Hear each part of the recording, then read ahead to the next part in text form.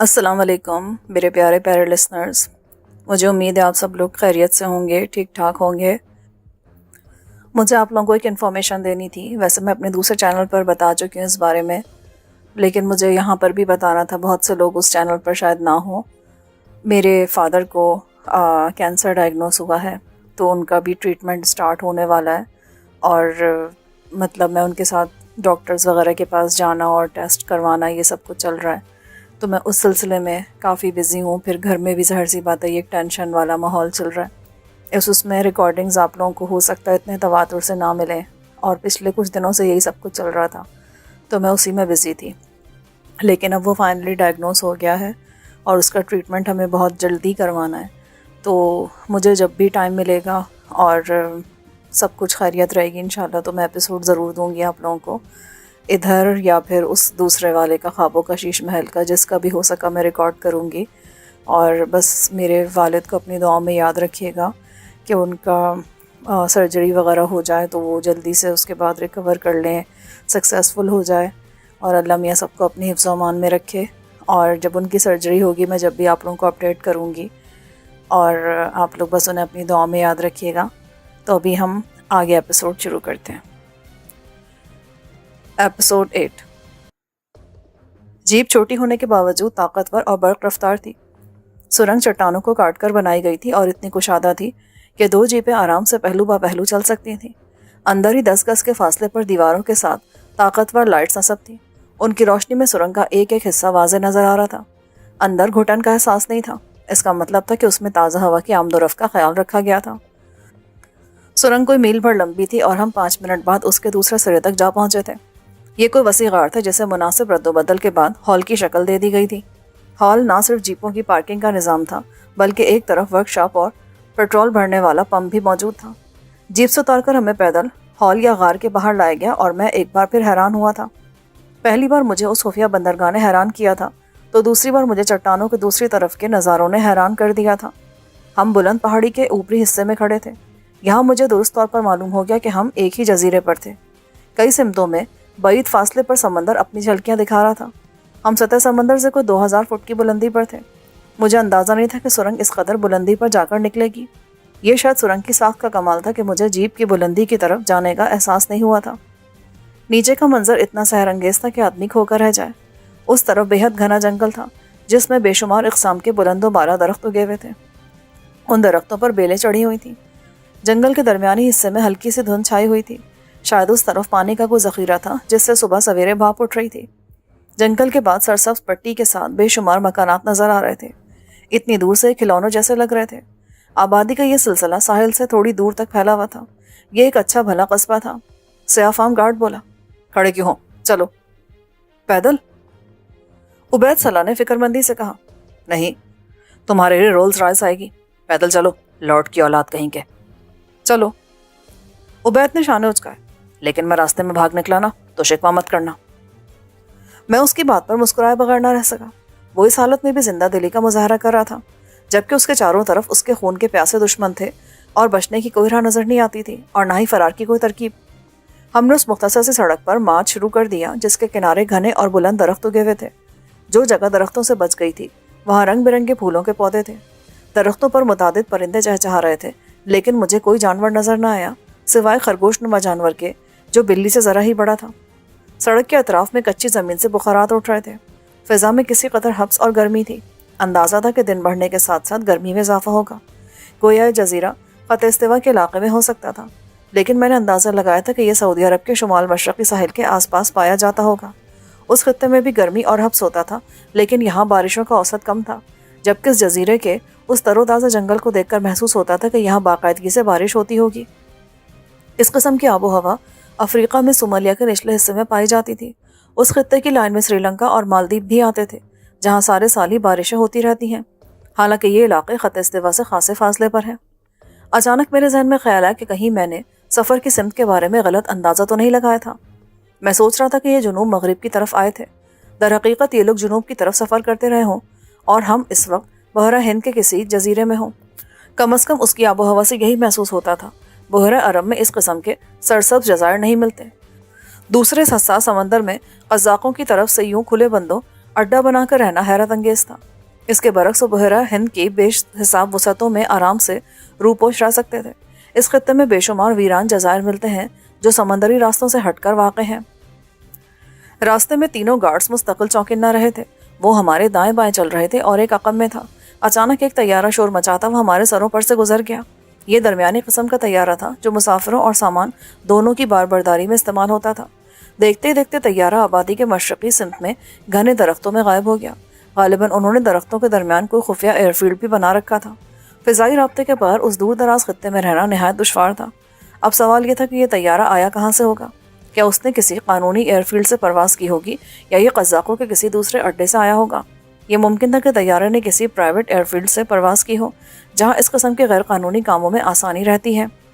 हम तकरीबन आधे घंटे बाद नीचे आबादी के करीब पहुंचे तो वहाँ मशरक़ी सिंध से खुली जीप में चंद अरब गुजरे। उन्होंने कीमती लिबास पहन रखे थे और उनके हुलिये से अमारात टपक रही थी। ये उस तरफ से आए थे जहाँ तैयारा उतरा था। यह मुमकिन था कि तैयारे में अरब आए हों, लेकिन उन अरबों का इस जजीरे पर क्या काम था। वो किसी मोअज़्ज़िज़ मेहमान की तरह आए थे। उनकी जीप को एक मकामी कारकुन ड्राइव करा था। उसने नीली वर्दी पहन रखी थी। अरब बेहद खुश थे और हंसते मुस्कुराते जा रहे थे। उन्हें देखकर उबैद सलाह की आंखों में गुस्सा चमकने लगा। उसने नफरत भरे अंदाज में ज़मीन पर थूका। आगे चलो। अकब से गार्ड ने उबैद सलाह की कमर पर राइफल की नाल दे मारी। कुछ देर बाद हम खारदार तारों से घिरे एक अहाते में दाखिल हुए जिसके वस्त में लकड़ी की बैरक्स थी। ये जगह कोई कैद खाना मालूम होती थी। मेरा अंदाज़ा दुरुस्त साबित हुआ। पहले हमें एक सफ़ेद फाम शख्स के सामने पेश किया गया जो उस जेल का इंचार्ज निकला। कसरत मैनौशी से उसकी आंखें सुर्ख हो रही थी और गालों का गोश्त लटक आया था। बोलिए से को बुलडॉग लग रहा था। कौन है ये? उसने गुर्रा कर पूछा। जॉन ग्रे ने पकड़ कर लाए हैं। इन्हें अगले हुक्म तक यहाँ कैद रखने को कहा गया है। सयाह फाम मुहाफिज ने अदब से कहा। ये सुनते ही उसका चेहरा बिगड़कर मजीद बदसूरत लगने लगा। उसने खुद मुझसे क्यों नहीं कहा? ये बात तो वही जाने जनाब। मुहाफिज एकदम खौफ नजर आने लगा। तो तुमने उस खंजीर की तवज्जो क्यों नहीं दिलाई? जेल इंचार्ज ने अचानक उठकर मुहाफिज को पूरी कुव्वत से थप्पड़ दे मारा। वो ताकतवर आदमी था। सयाह फाम वजनी और मजबूत होने के बावजूद लड़खड़ाकर पीछे गया था। उसका सयाह चेहरा मजीद तारीक हो गया, लेकिन इस बेइज्जती पर उसने मुंह से एक लफ्ज़ भी ना निकाला। उबैद हिकारत से उसे देख रहा था, जबकि मेरे ख्याल में इंचार्ज ने दरअसल हमें मरूब करने की कोशिश की थी। लेकिन मेरा ख्याल गलत था। उसकी खबासा से अभी हमें वास्ता ही नहीं पड़ा था। सॉरी डियर डॉन, सयाह मुहाफिज ने कहा। वो मुस्कुराने लगा। मैं ज़रा नए कैदियों से अपना तारुफ करा दूँ। लेकिन ग्रे साहब। भाड़ में जाए तुम्हारा ग्रे साहब, और तुम भी दफ़ा हो जाओ। सयाह फाम गार्ड अपने साथियों समेत दफ़ा हो गया। इंचार्ज की घंटी बजाते 2 मुसल्लह अफराद अंदर आए तो डियर डॉन ने हुक्म दिया, इन्हें मैदान में ले चलो। मैदान बैरकों के अकबी हिस्से में था। वहाँ लोहे के पाइप से बने झूले नुमा सांप के नमूने खड़े थे जिनसे लोहे की जंजीरें लटक रही थीं। इनकी कमीज़ें उतार दो। डियर डॉन ने अपने आदमियों को हुक्म जारी किया। तब मेरी निगाह उसके हाथ में सांप की तरह बल खाते हंटर पर पड़ी। अगले लम्हे मैं समझ गया कि हमारे साथ क्या होने वाला है। उबैद ने मज़ाहमत की तो गार्ड्स ने उसकी कमीज़ फाड़ दी। मैंने शराफत से कमीज़ उतार दी क्योंकि आधा दर्जन उठी हुई राइफलों के सामने मज़ाहमत का कोई फ़ायदा नहीं था। हमें हाथों से जंजीरों में बांध दिया गया। उबैद सलाह डियर डॉन को अंग्रेज़ी डिक्शनरी के मुंतखब अल्फाज से नवाज रहा था। इस जेल का उसूल है कि मैं यहाँ आने वाले हर नए कैदी से अपना तारुफ कराता हूँ, जिसके बाद उसके दिमाग के कीड़े झड़ जाते हैं। उसने हंटर को खोलकर झटका दिया। ये 3 फुट लंबा और खासा मोटा हंटर था। मुझे अपनी खाल की सलामती खतरे में नजर आने लगी, लेकिन उसने पहले उबैद को उसकी नज़मगोई का इनाम देने का फैसला किया। वो हमारे अक़ब में आया। उसने जिस तरह घुमाकर उबैद की पुश्त पर हंटर मारा था, उससे उसकी महारत का सबूत मिलता था। उबैद के जिस्म ने शदीद झटका लिया, लेकिन उसके लबों से ज़रा सी भी आह ना निकली। इस बात पर मुश्तइल होकर डियर डॉन ने अगला वार मजीद कुव्वत से किया। तीसरी बार भी वो उसके मुंह से कोई आवाज़ निकलवाने में नाकाम रहा। उसने हाँफते हुए कहा, मैं 3 से ज़्यादा सर पे नहीं लगाता, वरना आज तुम्हारी चीखें पूरा कैंप सुनता। उबैद के होठों पर सुलगाने वाली मुस्कुराहट थी। चाहो तो ये काम आज करके देख लो, मेरे होठों से कोई आवाज़ नहीं निकलेगी। वो चंद लम्हे उसे घूरता रहा, फिर मेरी तरफ नजर करम की और मुझे 3 बार अपनी पुश्त पर क़यामत सहना पड़ी। उस हंटर की ज़रब इतनी शदीद थी कि एक ही बार में खाल उधेड़ देती थी। मैंने दांत भींच लिए और कोशिश की कि उबैद की तरह मेरे होठों से भी कोई आवाज़ ना निकले। 3 ज़रबों के बाद मेरी पुश्त दर्द से तड़कने लगी थी। मुझे अंदाज़ा हो रहा था कि उबैद पर क्या गुजरी होगी। हमें खोल दिया गया और कमीज़ पहनने का हुक्म दिया गया। उसके बाद हमें एक बैरक में ले जाकर बंद कर दिया गया। बैरक्स पत्थर के ब्लॉक से बनी हुई थी। दरवाज़ों की जगह लोहे की सलाखों वाले गेट थे। छत लकड़ी की थी, लेकिन इतनी ऊंची कि उस तक रसाई का सोचा ही जा सकता था। अमली तौर पर यह मुमकिन नहीं था। अकबी हिस्से में रोशनदान था। जमीन से 8 फुट ऊंचे उन रोशनदानों में भी लोहे की इंच भर मोटी सलाखें नस्ब थीं। हमें जिस बैरक में बंद किया गया उसमें दोनों जानिब 10-10 कोठरियां थीं। ये 10 कोठरियां बमुश्किल 7 बाई 7 फुट की थीं। दीवारों के साथ 2-2 फुट चौड़ाई के 2 बिस्तर लगे थे। फुट भर ऊंचे लोहे के पाइप से बने पलंग जमीन में नस्ब थे। उन पर बदरंग और बदबूदार कंबल बिछे थे। सिरहाने के लिए उसी किस्म के तकिए थे। एक बिस्तर से आगे एक छोटे से डोल में पानी पड़ा था, जिसके साथ मग्गा था। यह हमारा नया कैद खाना था। गार्ड्स के जाते उबैद ने कहा, हरामी समझता किस तरह हमें मरूब कर लेगा। उसने वाज़ेह किया कि वो उस डियर डॉन के साथ क्या सलूक करेगा, उसे नाकाबिल अशात समझा जाए। फिर उसने मेरी तरफ देखा। मैं तो तुम्हें निरा मल्ला समझता था, पर तुम तो जीदार आदमी निकले यार। जिंदगी में बड़े जख्म खाए हैं, इसीलिए आदत है। मैंने मुस्कुराकर कहा, कुछ यही हाल अपना भी है। जिंदगी ने सिवा जख्मों का और कुछ नहीं दिया। उसने एक सर्द आह भरी। दरवाजे की सलाखों से एक जोकर नुमा शख्स ने अंदर झांका। वो दुबला, पतला और छोटे से कद का स्यारा आदमी था। उसके नन्हे से चेहरे पर भारी भरकम चश्मा अजीब सा लग रहा था। मुहाफिज ने दरवाजा खोला तो वो अंदर घुस आया। उसके सफ़ेद कोट और हाथ में मौजूद मेडिकल बॉक्स से जाहिर था कि वो डॉक्टर था। उसका मेडिकल बॉक्स भी उसी की तरह खस्ता हाल था। उसे मेडिको टेप लगाकर कई जगह से जोड़ा गया था। उसने अंदर आते बेतकल्लुफी से बोलना शुरू कर दिया, अपन डॉक्टर वाडिया है, फ्रॉम बम्बई। लेकिन अपन ने 20 साल से बम्बई नहीं देखा। तुम नया आया है। जो भी बंदा नया इधर आता है उसे अपन का ज़रूरत पड़ जाता है। अब बताओ, पहले किसको देखने का है? इसे। मैंने उबैद की तरफ इशारा किया। पहले उसे नहीं, पहले से। डॉक्टर वाडिया बेचारा हम दोनों के दरमियान गर्दन घुमा रहा था। आखिर वो चिल्ला कर बोला, स्टॉप इट। दोनों को देखेगा। दोनों अपनी अपनी कमीज उतार दो। पहले तुम। मैंने उबैद की तरफ देखा। वो भी शरारत पर आमादा था। उसने कहा, नहीं पहले तुम। नहीं, पहले तुम। अरे मैं अपनी कमीज उतार देता हूँ, जोकर डॉक्टर ने चिल्ला कर कहा, और सचमुच अपनी कमीज उतारने लगा। उसने कमीज उतारकर अपनी पुश्त हमारी तरफ की। उसकी पुश्त पर मुतादिद लंबी लंबी लकीरें पड़ी थी, जैसे उसे भी हंटर से मारा गया हो। गोया कैंप का डॉक्टर भी बेचारा कैदी से कम नहीं था। ये मेरी गलतियों का नतीजा है जो मैंने नहीं की थी। तुम क्यों चाहते हो कि तुम्हारे साथ मेरी पीठ पर भी लकीरों का इजाफा हो जाए? इनकी तादाद तो खासी ज़्यादा है। क्या इंचार्ज कैदी के साथ साथ तुम्हें भी अपने हंटर से नवाजता है? ऐसा ही समझ लो यार, किसी कैदी की गलती की सज़ा भी मुझे ही मिलती है। उसने दर्दनाक लहजे में कहा, क्या ख्याल है? मैंने उबैद की तरफ देखा। भगवान के लिए इसका विचार मत पूछो, तुम अपनी कमीज उतार दो। उसने तकरीबन गिड़गिड़ा कर कहा तो मुझे उस पर रहम आने लगा। मैंने कमीज उतारकर पुश्त उसकी तरफ कर दी, और जब उसने कोई स्प्रिट किस्म की शय मेरे जख्म पर लगाई तो मेरे रहम के सारे जज्बात गायब हो गए। इतनी तकलीफ हंटर खाते हुए नहीं हुई थी जितनी उन जख्मों के इलाज से हो रही थी। अगले 2-3 मिनट तक मैं उस क़यामत खेज़ मरहले से गुजरा। खुदा खुदा करके उसने मरहम पट्टी मुकम्मल की। जानदार आदमी है तुम, डॉक्टर जोकर ने तारीफी अंदाज में कहा। इतना मार किसी और ने खाया होता ना, और ऐसा जख्म होता, तब तक रो रहा होता, पर तुम तो चहक रहा है साला। इसकी हालत मुझसे भी बुरी है। मैंने उबैद की तरफ इशारा किया। डॉक्टर जोकर ने उसकी फटी हुई कमीज उतारी तो बेख्तियार सीटी बजाई। अपन अपना सारा लाइफ में इतना गहरा जख्म नहीं देखा जो एक ही ज़रब में आया हो। डॉक्टर, तुम्हारी उर्दू तो बहुत साफ है। वो ज़रा झेप गया। अरे उधर बदर भाई की यतीम खाने में परवरिश पाई है तो मुसलमान, पर भगवान है, उसने मुझे डॉक्टरी पढ़ाई, शादी कराया, घर बना के दिया, और तुम यहाँ फंसे। मैंने कहा। उबैद ने स्पिरिट की कार्ड भी उसी सब्र से बर्दाश्त की थी। उसे हमारी बातें समझ नहीं आ रही थी क्योंकि हम उर्दू में बात कर रहे थे। उसकी मरहम पट्टी से फारिग होकर डॉक्टर वाडिया ने गहरी सांस ली। ये सब अपने कर्मों का फल है। इधर इंडिया में डॉक्टर बहुत होते हैं और साले सब गरीब बीमार होते हैं। अमीर लोग बीमार ही नहीं होते, या होते भी हैं तो बड़े डॉक्टर लोग से इलाज कराते हैं। अपने पास कौन आता है?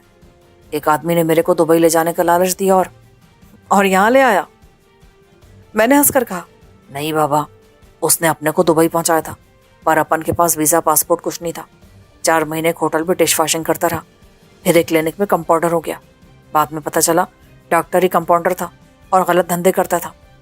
क्लिनिक पर छापा पड़ गया। खुशकिस्मती से अपन छुट्टी पर था। वहाँ से जो भागा तो एक गलत आदमी के हाथ आ गया। उसने मुझे एक बार फिर स्मगल किया और अपने साथ इधर ले आया। यहाँ कर तुम्हें मालूम हुआ होगा कि तुम एक चक्कर से निकलकर दूसरे चक्कर में फंस गए हो। काश मैं दुबई में पकड़ा जाता। 2-3 साल जेल में गुजार कर अपनी रुक्मणी के पास चला जाता। Rukmini, you mean your wife? हाँ, पत्नी थी वो मेरी। अब ना जाने किसकी पत्नी होगी और कितने बच्चों की माँ होगी। उसने आखिरकार एक सर्द आह के साथ मरहम पट्टी मुकम्मल कर ली। वो खासा दुखी नजर आने लगा था। मुमकिन है वो अब तक तुम्हारी राह तक रही हो। ऐसा सिर्फ बॉलीवुड की फिल्मों में होता है। कितना धोखा देते हैं फिल्म वाले। अरे बाबा, असली जीवन में सब कहाँ होता है। डॉक्टर रुखसत हुआ तो लाताल्लुकी से खड़े गार्ड ने ताला लगा दिया। डॉक्टर जिस तरह खुलकर बात कर रहा था, इससे जाहिर था कि गार्ड को उर्दू नहीं आती थी।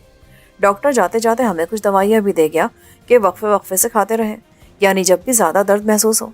मैंने 2 गोलियाँ पानी के साथ निगल ली। उबैद ने उन्हें एक तरफ डाल दिया। मैं अपने बिस्तर पर लेट गया।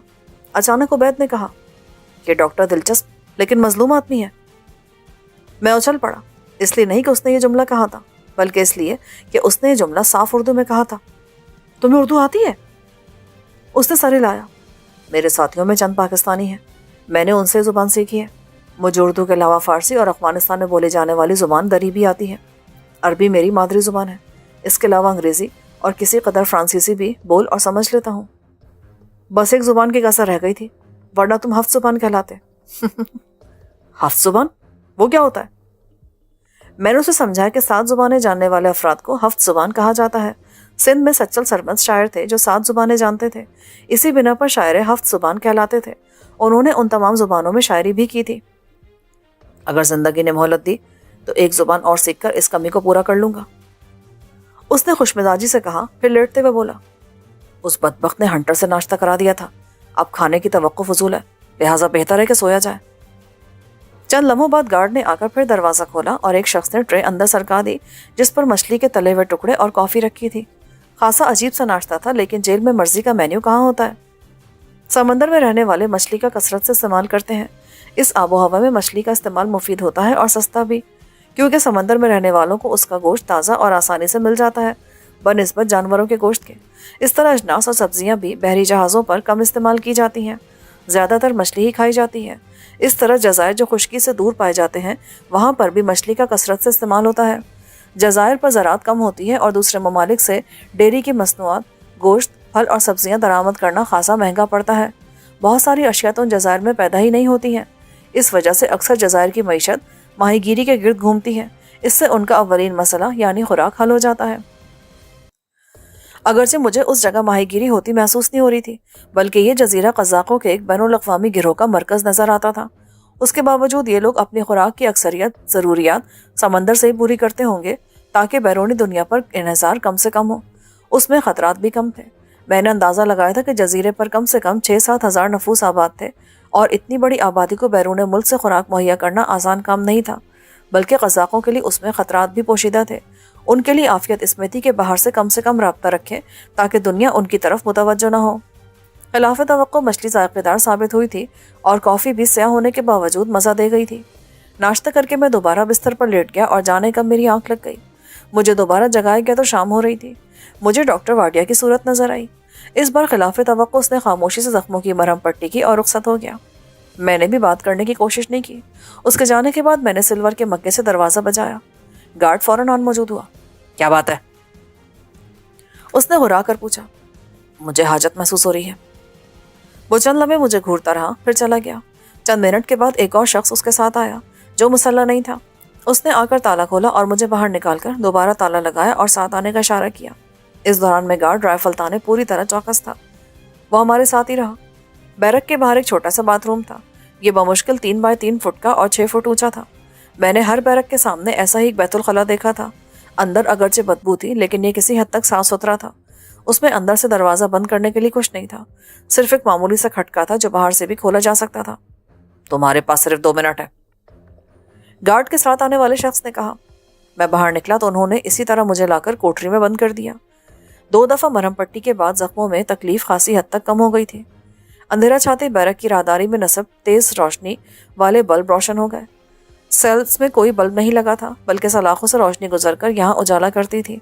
आमतौर से जेलों में भी बल्ब और बिजली के स्विच कैदियों की रसाई से दूर रखे जाते हैं। रात का खाना भी मछली और दलिया नुमा सी चीज़ पर मुश्तमिल था। अभी मैं खाने से फारिग हुआ ही था कि सेल का दरवाज़ा खुला और मुझे जॉन ग्रे की सूरत नजर आई, जो मुझे बाहर आने का इशारा कर रहा था। مشتعل افراد اگر ہجوم کی شکل میں ہو تو تباکن قوت بن جاتے ہیں۔ ایسے ہجوم منٹوں میں ہاتھی کی چٹنی بھی بنا سکتے ہیں۔ یہ ہجوم تو نہیں تھا، لیکن بیک وقت 6-7 افراد سے مقابلہ کرنا دشوار کام تھا۔ حسن نے پیچھے ہٹتے ہوئے کہا، تم لوگ غلط سمجھ رہے ہو، مسز شہزاد آپ انہیں بتائیں۔ رک جاؤ، عورت چلائی اور وہ چابی سے چلنے والے کھلونوں کی طرح رک گئے۔ حسن علی نے عورت سے کہا، مجھے معلوم ہے اس کے قاتل وہی لوگ ہیں اور میں ان کو بچ کر جانے کا موقع نہیں دوں گا، چلو خان۔ آخری الفاظ اس نے مجھ سے کہے تھے، پھر ہم لوگوں کے درمیان سے نکلتے چلے گئے۔ ہم نے عورت کے صدمے اور لوگوں کے تذبذب سے فائدہ اٹھایا تھا۔ اگر ان لوگوں کو تھوڑی مہلت اور مل جاتی تو عورت کے سامنے بات کھل جاتی کہ شہزاد کہیں غائب نہیں ہوا بلکہ اپنے ہی گیراج میں اپنے میکینک لڑکوں کے ساتھ مارا گیا تھا۔ یہ بات کھلتے ہم عورت کی نظروں میں مشکوک ہو جاتے اور عین ممکن تھا کہ وہ ہمیں قاتل یا ان کا ساتھی قرار دے دیتی۔ اس کے بعد وہاں سے نکلنا ہمارے لیے ناممکن نہیں تو دشوار ضرور ہو جاتا۔ بہرحال عورت سے ہمیں ایک کام کی بات معلوم ہو گئی تھی، یعنی بابو بھائی کا نام ان نامعلوم افراد کو بابو بھائی ہی شہزاد خان تک لایا تھا۔ اسے دستے قاتل کی مدد کرنے کا انعام یہ ملا کہ اسے بھی قاتل نے خاموش کر دیا تاکہ اس کی طرف کوئی انگلی اٹھانے والا باقی نہ رہے۔ مجھے تو بابو بھائی کی خیریت بھی مشکوک لگ رہی ہے، میں نے نیچے آتے ہی کہا۔ وہ لوگ خاصے تیز جا رہے ہیں، شہزاد خان کے گیراج کی طرف چلو۔ حسن نے گاڑی میں بیٹھتے ہوئے کہا، استاد محترم، میں کرا کر بولا، آدھی سے زیادہ رات گزر چکی ہے اور میں نے دوپہر سے سوائے مار اور دھکوں کے کچھ نہیں کھایا۔ 3 لاشیں دیکھ کر بھی تمہاری بھوک برقرار ہے کیا؟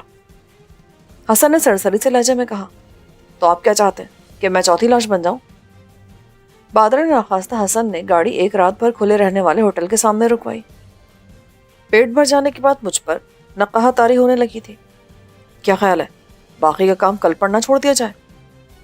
میں نے تجویز پیش کی تو حسن نے مجھے گھورا، کیا فائدہ کل بھی آ کر ایک یا کئی لاشوں کا نظارہ کرنے کا؟ اگر پاپا یہاں ہوتے تو اب تک پولیس ان لوگوں کو گردن تک پکڑ چکی ہوتی۔ حسن مسکرا دیا، میرا خیال اس کے برعکس ہے۔ ابھی ہم جو کوشش کر رہے ہیں جمشید صاحب شاید اس کی اجازت بھی نہ دیتے۔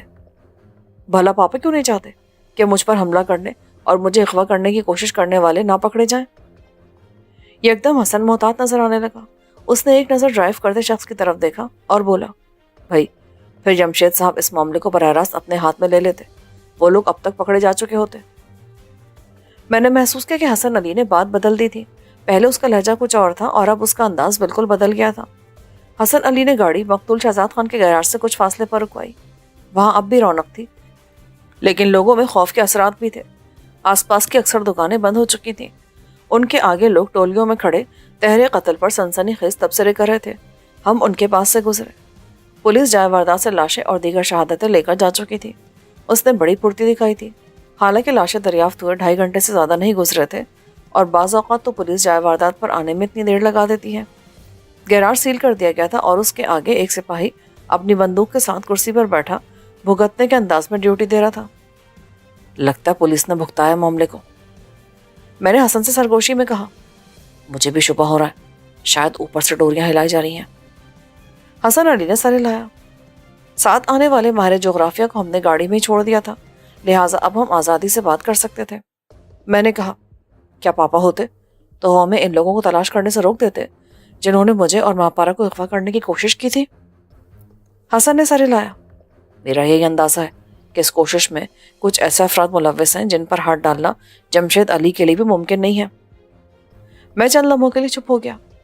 آپ کا مطلب کہ ان افراد کا تعلق پہلے سے بھی ہو سکتا ہے؟ حسن نے یوں شان اچکائے جیسے کہہ رہا ہو کہ جو تم چاہو وہ سمجھو۔ وہ سڑک کے ساتھ قائم ایک ہوٹل میں گھس گیا۔ یہ ایک ایرانی ہوٹل تھا جہاں سوائے چائے اور پیسٹری کے کچھ نہیں ملتا تھا۔ میری دیواروں پر ایران کے مناظر کی تصاویر لگی تھی۔ کاؤنٹر کے پیچھے شہنشاہ ایران کی تصویر آویزہ تھی۔ میں آج تک نہیں سمجھ سکا کس قسم کے گندے اور معمولی درجے کے ہوٹلوں کو ایرانی ہوٹل کیوں کہا جاتا ہے۔ اگر کوئی ایران والا ان ہوٹلوں کو دیکھ لے تو پاکستان اور ایران کے برادرانہ تعلقات کو دھچکا لگے بغیر نہ رہے گا۔ ٹیپ پر کوئی ایرانی مغنیہ مترنم لہجے میں گا رہی تھی، غالباً جامی کا کلام تھا۔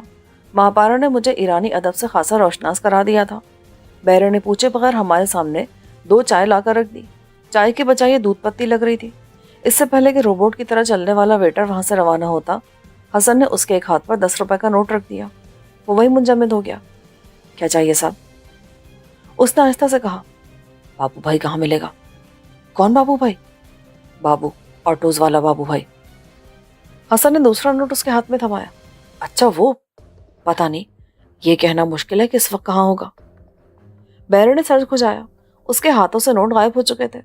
हसन ने उसे तीसरा नोट दिया। अब तो आसान हो गया ना? आप नौरोज में देख लीजिएगा, वरना सनीमा वाली गली के थड़े पर मिलेगा।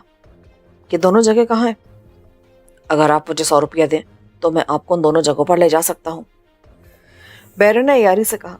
उसने जान लिया था कि हम उस इलाके में अनजाने थे, लिहाजा उसने मौके से फ़ायदा उठाने की कोशिश की थी।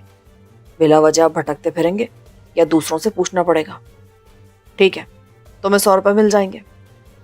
हसन बैरे की यारी पर मुश्तैल हो रहा था। साहब, पहले पैसे दे दें तो मेहरबानी होगी, बाद में आपने ठेंगा दिखा दिया तो मैं क्या करूँगा? गुस्सा जब्त करते हुए हसन अली ने बादल नाखास्ता उसे 100 रुपये दे दिए। नोट जेब में रखकर वो बोला, आप बाहर मेरा इंतज़ार करें, मैं भी 10 मिनट में आया। 100 गज पहले मेरी गाड़ी खड़ी है, नीले रंग की नए मॉडल की टोयोटा कार है, वहीं आ जाना। गाड़ी की ज़रूरत नहीं साहब, पैदल का रास्ता है, चंद मिनट लगेंगे। बैरे को खतरा था कि कार में बैठना उसके लिए मुसीबत बन सकता है, इस वजह से वो अय्यार आदमी पैदल चलने पर इसरार कर रहा था। हसन अली को उसकी बात मानना पड़ी थी, अगरचे अंदर से वो खौल रहा था। मुझे लग रहा था उस बैरे की शामत आने वाली थी, जिसने ज़रूरत से ज़्यादा होशियार बनने की कोशिश की थी। वो 10 के बजाय 15 मिनट बाद बाहर आया। रात के उस पहर भी होटल की रौनक में कोई कमी नहीं आई थी। वो यकीनन किसी बहाने से कुछ देर की छुट्टी लेकर हमारे साथ निकला था। उस वक्त तो मेरे तैश की हद ना रही जब सिर्फ 2 गलियों के बाद उसने हमें गली के नुक्कड़ पर रोका। मैं नौरोज देख कर आता हूँ, वो कोने पर होटल है। ये कहकर वो गली में घुस गया। ये खबीस सज़ा का मुस्तहक उस्ताद मोहतरम, बेईमानी की हद कर दी इसने। मैं गुस्से से बोला, फिक्र मत करो, तुम देखना मैं इसके साथ करता क्या हूँ। कुछ देर के बाद वो आता नजर आया। उसकी खिली बातें बता रही थी कि वो कामयाब रहा है। तुम लोग जाओ, बाबू भाई वहीं मौजूद है। तुम कहाँ जाते हो? हसन अली ने उसकी कमर में हाथ डालते हुए कहा, अब चलकर बाबू भाई से हमारा तारुफ करा दो। तुम्हारा दिमाग तो दुरुस्त है, क्यों मुझे मरवाना चाहते हो? बाबू भाई को पता चल गया ना तो वो मेरी खाल उतरवा लेगा। बेटा, रकम ऐसे ही नहीं मिल जाती। हसन ने मुस्कुराकर कहा, खैर, बाबू भाई ने अगर पूछ लिया तो मैं बता दूंगा कि तुमने 100 रुपये बल्कि 130 रुपये लेकर उस तक हमारी रहनुमाई की थी। बता दो, मैं डरता नहीं किसी से, साफ मुकर जाऊंगा। बैरे ने कहा और फरार हो गया। ये क्या, आपने उसे ऐसे ही जाने दिया? ऐसे ही कहा। हसन ने अपनी जेब से एक अदद बटुआ निकाला। अभी वो अपनी किस्मत को रोता वापस आएगा तो उसे यहाँ सिर्फ बटुआ पड़ा मिलेगा। उसने बटुए से सारी रकम निकाल ली। बैरे ने आज अच्छी खासी टिप हासिल की थी, अब आएगा ना मज़ा, मैंने खुश होकर कहा और हसन अली ने बटुआ वहीं फेंक दिया। हम आगे बढ़ गए।